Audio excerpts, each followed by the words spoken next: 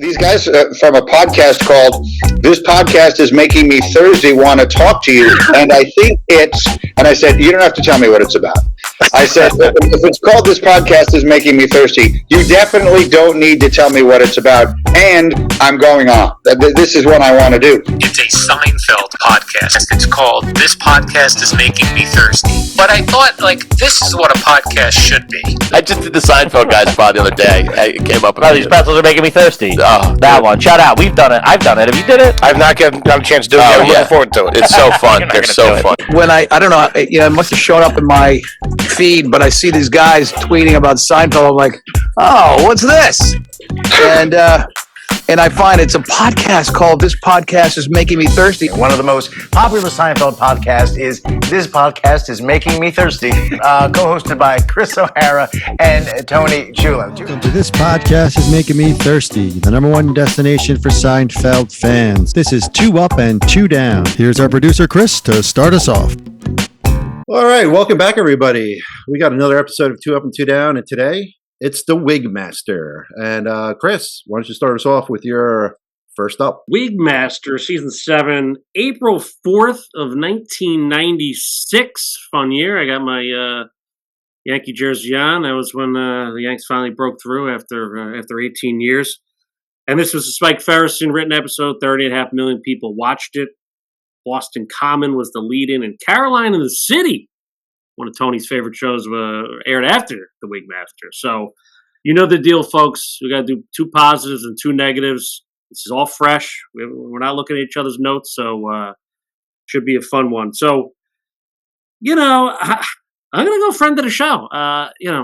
This show was built on guest stars, and the Jiffy Park guy, for me, he did it, Hey, take a few shirts, just his delivery, Mr. Kramer, you like Cadillacs? I mean, I felt like he was a presence the whole show, from beginning, middle to end.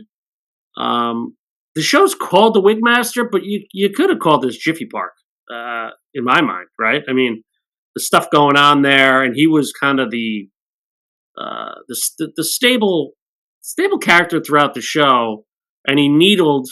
It was good. It's rare that someone needles both George and Kramer. And Jiffy Park guy, he did that. So we learned all about it, interviewing him. Wonderful guy. So for me, that's my first up. Chaim Jeffrey. I probably butchered his name, but there you go. Yeah, that's a good call there with a Jiffy Park guy, because everybody's experienced customer service like that guy at least once, and it's so annoying. So great call. Tony, over to you. What's your first up? Yeah, I never watched Carolina in the City, but I did watch Boston Common. It was the other show you mentioned. Anthony Clark, great show, Boston Common. Anthony Clark was funny. And not only the customer service part about it, but the parking garage part about it. For us who used to drive into the city all the time, parking garages always fucking scam you, jack the price. Oh, you're here for 2 hours, whatever it was. It was a nightmare with those people. And Haim, yeah, I had him written down. Was going to use them. O'Hara took them. That's fine. I'm going to go then with my other guy. I thought Patrick Bristow, the Wig Master, was damn good too. And he was a friend of the show as well. I thought he played the part perfect. I like when George comes home and he's out there. He's like, how was your day? Good day. He said good day. I love how you can tell. And he tells Jerry, I don't think he wants me there. Jerry's like, yeah, he want himself there. Just good banter there. I thought Bristow played the part really well. The champagne coolies, just a couple of guys having champagne coolies. He did his job there. You could tell that he also, to O'Hara's point, he could tell he kind of made himself at home there in George's apartment, and George wanted none of it. He already has enough with Susan there, and now he's got this guy there, combing his wigs all day. George comes in, and then when Kramer calls George, I'm going, let's just go, wherever you want me to go, I'll be there. Gets out of there real quick. But I thought Ethan, he played the role solid. I know this is season 7, these guest stars that come in, they elevate shows like this. I think Haim elevated it more, to O'Hara's point. I think that's probably the best up of the show, in my opinion. But don't sell the Wig Master short either. I thought he did great. I thought he played the part well. I don't want to take the scene away, but just having brunch with the champagne coolies, and the whole good day. Had a good day. Just that one line, perfect. Delivered it perfectly. You can tell he's needling George, but Susan loves him. Hanging out at the apartment. I'll give Ethan Patrick Bristow, the namesake of the episode, my first up. Yeah, absolutely. I think he's definitely worthy of an up mention. Again, two characters, Jiffy Park Guy and Wig Master, both doing it their own separate way, getting under George's skin. Perfect stuff there. So, Chris, over to you. What do you got for your second up? Yeah, the Wig Master. Interesting. Yeah, I mean, I don't know how was he friends with Susan? Susan just pulls his friends like out of her, you know what. But that is something that, I agree. And I don't even know what's going on. She's not working at NBC anymore. What the hell is she doing? Who knows? But anyway, interesting. We went 2 guest stars first. Well, so I'm gonna give Jerry a bone here. I kind of love the how do you know she's not my wife? Like that kind of thing. Like him getting hit on, people hitting on who he's with. I thought was pretty funny, and then Jerry ripping the guy ponytail, get real. For some reason, I just like that line. Really interesting. The whole ponytail thing is funny. Kramer's out with his book, and he's talking about how they were going to originally create Kramer, and they wanted him to wear a ponytail. So I don't know. That kind of tied back all of a sudden. Maybe that was top of mind, even though I don't know. Larry David was still there, so yeah, maybe he had a little influence on that ponytail bit. So for me, the Jerry kind of getting walked on or getting interrupted by people hitting on people he's with, whether it was a male or female, pretty funny. So I'll give that my second up. Yeah, that was a good premise there throughout the episode. So, Tony, over to you. What's your second up? Yeah, if they wanted Kramer to have a ponytail, that's because real Kenny Kramer, I believe, friend of the show, has a ponytail. Listen, you mentioned Kramer. I thought this is a Kramer episode, if you ever see him. I mean, Kramer steals his entire episode, let's just be honest. And just a great Kramer little monologue there, shaking a little butt of yours into big savings, then you're just going to drop him like a hot potato. You two need to work on trust, and then and only then can there be a free exchange of sex and discounts. I mean, come on. Great monologue by the K-Man. I'm not even going to get into his pimp outfit, which we all love. I mean, maybe O'Hara doesn't love it. I don't know. I know it gets turned into a meme. Pink hats definitely love it. I have no problem with it myself. I like Kramer in this episode. I think this is a Kramer episode through and through. O'Hara threw Jerry a bone, which I respect. But, I mean, this was Kramer's episode from start to finish. I thought that just line he gave to, he's always a wise man, letting Elaine know, listen, you using him, he's using, that's how it works. You get the discount, he gets the sex, everyone's happy. Let's play the game here. I thought that was great. And then obviously, when he's having the champagne coolies with the sunglasses down, incredible. He fits in with everyone. We've always said this. Kramer could just play, any world he's in, he embraces it and just fits right in. Enjoying champagne coolies at brunch with his glasses down and hanging out with the Wig Master and getting the coat and the whole thing there. So yeah, that's my up is the K-Man. Yeah, he delivers in this episode. So yeah, good call there. Chris, we're going to do the downs now. So over to you. What's your first? 100%. The Kramer had all over my ups. Him finding the condom, like messing with George's radio in the beginning was hilarious. Sleeping at Jerry's, go to your room and read, or you have to leave. We're getting ready for bed. A little silly. He couldn't sleep on the couch, but be that as it may. And yeah, he's just the everyman, I don't know who that woman was, but if I recall, they called her the costume designer, and her name was Charmaine. I believe that was an ode to the original costume designer, Charmaine. Yes. Before Stephanie Kennedy, if I recall. But anyway, just a little trivia for you pink hats out there. All right. My first down, Craig, the English guy. I don't know. The ponytail, maybe I didn't like that. He's falling asleep at Elaine's. Like him and Jerry, obviously there was tension there. And Jerry had to go back and prove him wrong.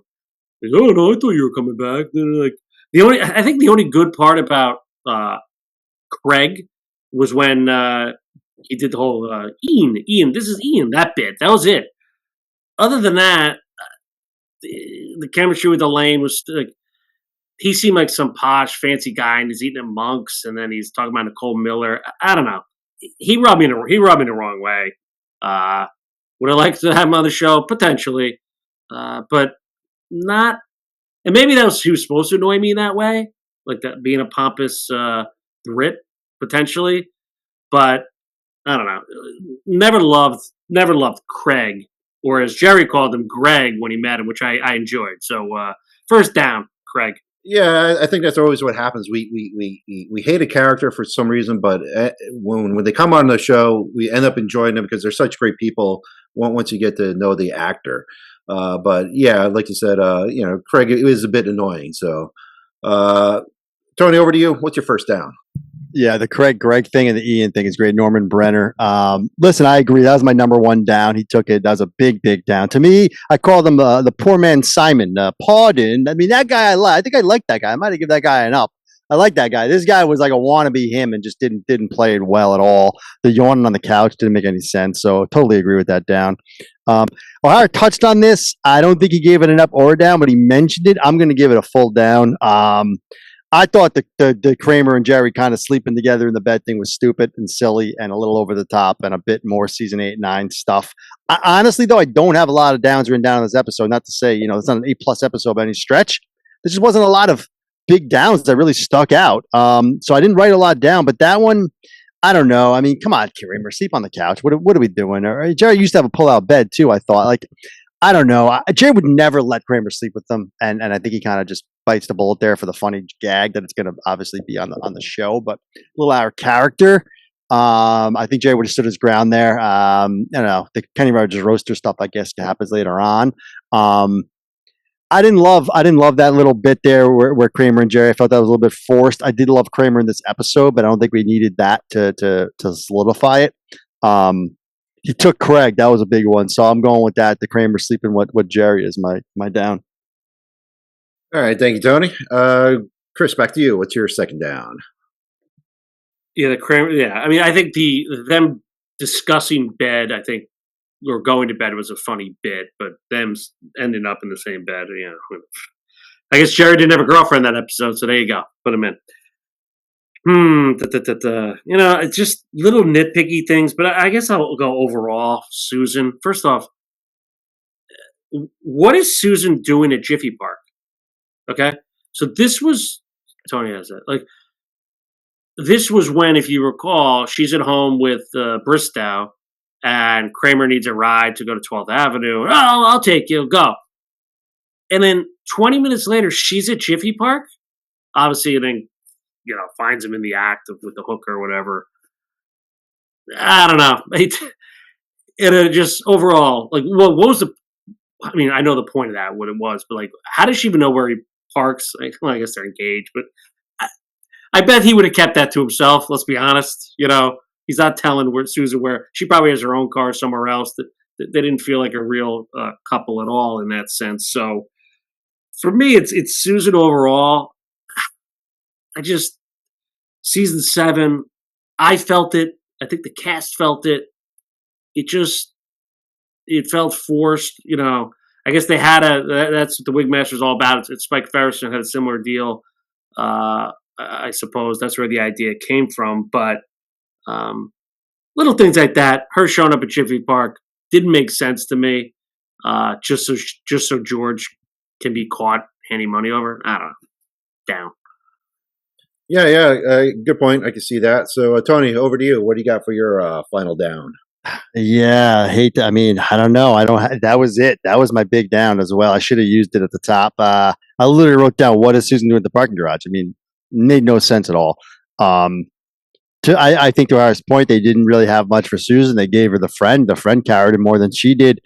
I don't want to repeat though. So I'm trying to pull one out. I was thinking about it, looking. I don't even have another down written down, but I'm thinking as I'm kind of going through this episode in my mind to come up with a second down here on the fly.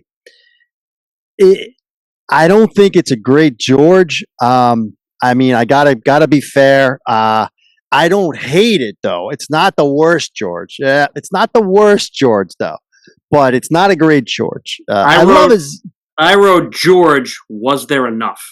Yeah, I mean, it was just like, you turn tricks in my car. How about that for starters? Great line the way he just throws that out there. But other than that, it was really Haim carrying those scenes with him. Him getting mad and running out at the phone call, sure, but there wasn't enough George, and the George we got wasn't great. To Harris' point, it was really the Susan stuff. With Susan showing up there, he's talking to the hooker. That scene got dragged out. Oh, I'll pay you for your time. Like he got his answer. He knew his answer, but they needed that scene there to get him in trouble, I guess. I don't know. I didn't love. If I'm going to do it down there, that's got to be it. I mean, you're not getting enough George. It's season 7, so. Yeah, he took Susan. I'll go with George on that one. I think in an episode that it's not one of the strongest episodes, but it's not terrible either. And that's where George kind of leans on this one. He's not terrible. He's not great. So not enough of him. And what we got really wasn't quintessential George, if you will. So that'll be my second down. All right, yeah, kind of agreeing there with Chris about Susan in this episode. So all right, Chris, back to you. Wrap us up with your grade and thoughts here. Yeah, it's another Ferriston one. Like I said, a lot of people watched it. Season 7. Tony mentioned Kramer. I think this is a Kramer episode. Let's be honest. But Kramer's one of those guys throughout the 9 years. He's Kramer. There's no dips really. So he was great. His interaction, Mr. Kramer like Cadillacs. I love the Kramer with the hat strolling down, and Kramer picks it up. It does his stupid thing. I mean. Just incredible. Only Kramer. Jerry was solid. A couple silly dumb lines I didn't love, like his dangling line, like a shark fisherman with a bucket, like a shrimp farmer. Like enough. But I enjoyed returning for spite. Always a good one. Jerry's very principled in that way, and he wouldn't change his mind. And then he ends up with the thing with the crest. Well, the thing with the crest, that was like with the Rob Schneider, the Flying Sandos, right? And he went back and got it. Yeah. Okay, so Jerry wastes money on these stupid jackets all the time. It's unbelievable. But be that as it may, Ian, it's pathetic. Ian is going to lift this episode in some way. George didn't bring much. Elaine really didn't bring much. I could care less about the Nicole Miller stuff enough. It's an average episode, An average in this book's a C. I'm giving the Wig Master a C. Like I said, when our two main ups are guest stars, typically you're not going to see B, A range. So great job by Hirschfeld with these guys, of course. But the Wig Masters is just a solid C. Probably not turn it off. Fun episode. And C for the Wig Master. Yeah, absolutely. I agree with that. So over to you, Tony. What do you got for your grade here?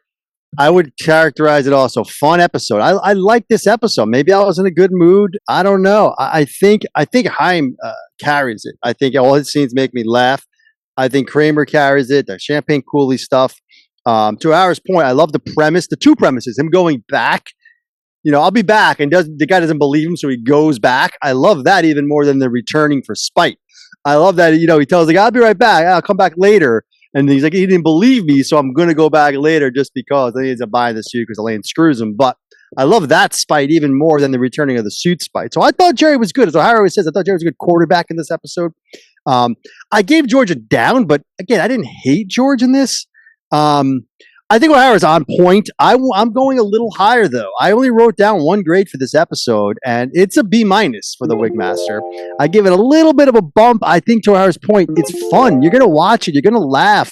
There's nothing wrong with it. It's not blowing you away. It's still season 7. Craig was terrible.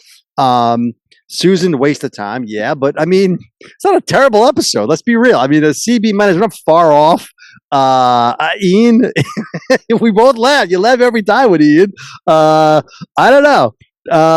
Kramer with the whole thing. B minus is pretty. Well, it's a 2 points higher than a C plus. I mean, we're talking 80, 81, and you're giving it a 78, 79. I mean, no, he's giving more of like a 74, 75 tops. Well, it's just Gave it a funny. C. Guy gives the conversion a B minus, and he gives this a B minus. I didn't give the conversion a B minus, did I?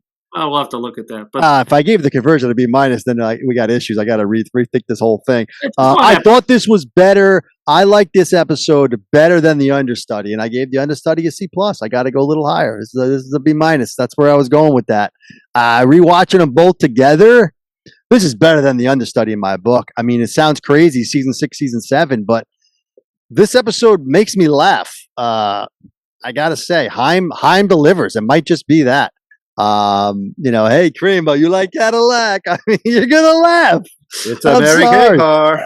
Maybe I'm just in a good mood. I don't know. We'll go B minus for the Wig Master. There you go, folks. Don't even worry about the grades. Just watch Seinfeld. It's a great episode here, the Wig Master. So you got to laugh. So thanks again for joining us for another episode of Two Up and Two Down, and we'll see you on the next one.